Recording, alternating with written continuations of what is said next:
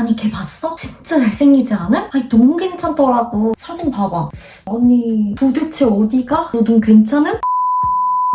여자들의 이런 반응 알고 계셨어요? 저는 그 남자가 나를 예쁘게 바라볼까? 이 생각이 들 때 바로 내가 좋아하고 있을 때 반응을 살피고 싶어서더라고요. 왜 유명한 질문 있잖아요. 소개팅을 하기 전이나 여자친구 생겼다 하면 예뻐? 이거요. 그것처럼 누구에게나 외모 정말 중요한데요. 여자들도 함께 봤던 사이가 아닌데 친구가 내 마음에 드는 사람 생겼다 이런 얘기를 하면 야 사진 봐봐 이러거든요. 근데 여기서 반응이 딱 갈려요. 분명 친구가 잘생겼다 했는데 도대체 어디가? 또는 와 진짜 잘생겼다 이런 남자 어디서 만나? 이렇게 두 가지요.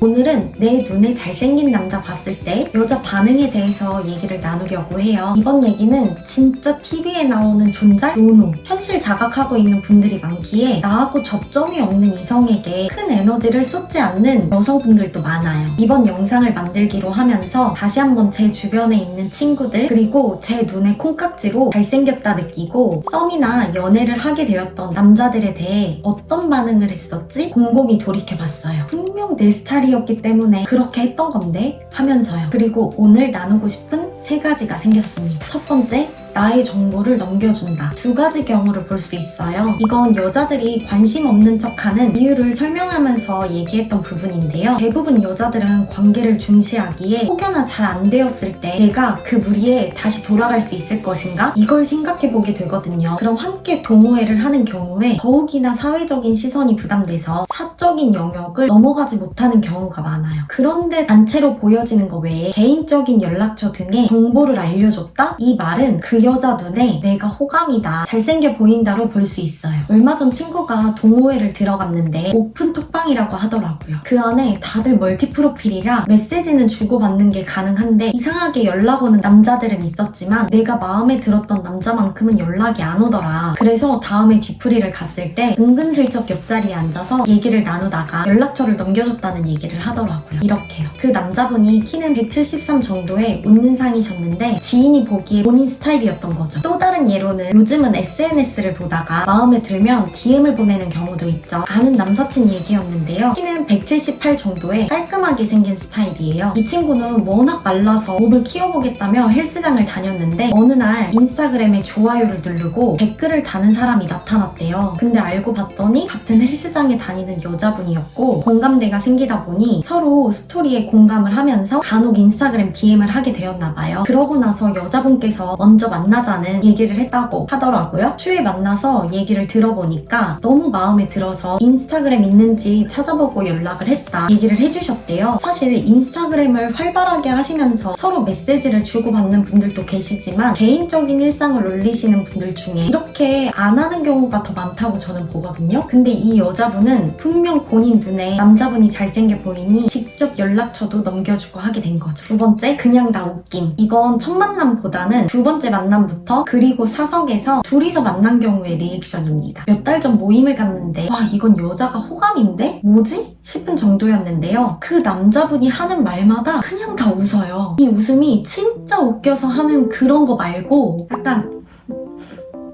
배시시 이런 느낌이거든요? 진짜 엥? 도대체 어디가 웃김? 인데 한마디 할마디 할 때마다 왜 이렇게 웃겨요? 진짜 재밌다 하시는 걸 보게 됐어요. 추후에 물어보니까 딱 저 반응이더라고요. 잘생기지 않았어? 어쩔 때 진짜 귀엽지 않아? 이렇게요. 그 여자분 스타일이셨던 거죠. 3번째, 자기 어필하기. 시선 처리, 손끝, 눈매. 이 3가지 보겠습니다. 알게 모르게 내 스타일이다? 내 눈에 콩깍지? 하면 그때부터 사람 아니고 여자로 보이고 싶거든요. 이건 제가 소개팅을 주선하고 보기도 했지만 나중에 보니까 저도 하고 있던 행동이라서 제 얘기를 꺼내볼게요. 친구들이 어디가 잘생김? 이래도 진짜 내 눈에 잘생김에 의해 그 남자한테 끌리는 거잖아요. 그럼 우선 얘기를 들을 때 눈을 마주치다가 부끄러우면 살짝 내리깔아요. 그리고 손끝 하나하나가 신경이 쓰이는데 이때 머릿결을 살짝 한 올 한 올을 신경 쓰면서 넘긴다든지 나 좀 여성스러워 보여야 되는데 이런 마음으로 어필을 하는 거죠. 플러스 자세 꼿꼿함 유지인데 이게 그냥 바른 자세가 아닙니다. 상체를 들고 허리는 살짝 잘록하게 나름 라인이 보이게 앉아주고 잠깐 자리가 길어져 화장실을 갈 때도 그냥 걷지 않아요. 여성스럽게 이 모습을 생각하면서 움직이는 거죠. 그렇게 자기 어필을 얘기를 무척 해줍니다. 오늘은 내 눈에 잘생긴 남자로 보일 때 여자 반응에 대해서 첫 번째, 나의 정보를 넘겨준다. 두 번째, 그냥 다 웃김. 세 번째, 자기 어필하는 모습으로 얘기를 나눠봤어요. 이 영상을 보고 계신 분들이라면 마음에 드는 여자가 생겼는데 나를 어떻게 볼까 생각해 보셨을 수도 있고, 놓쳤던 여자들 중 그때 이 반응이 맞았나 궁금함에 보셨을 거예요. 저는 제 눈에 잘생긴 남자가 생겼는데 어떻게 하면 내가 예쁘게 보일 수 있지? 등으로 어필하고 싶을 때 찾아보고 듣고 했던 사람이었거든요. 그리고 실패하면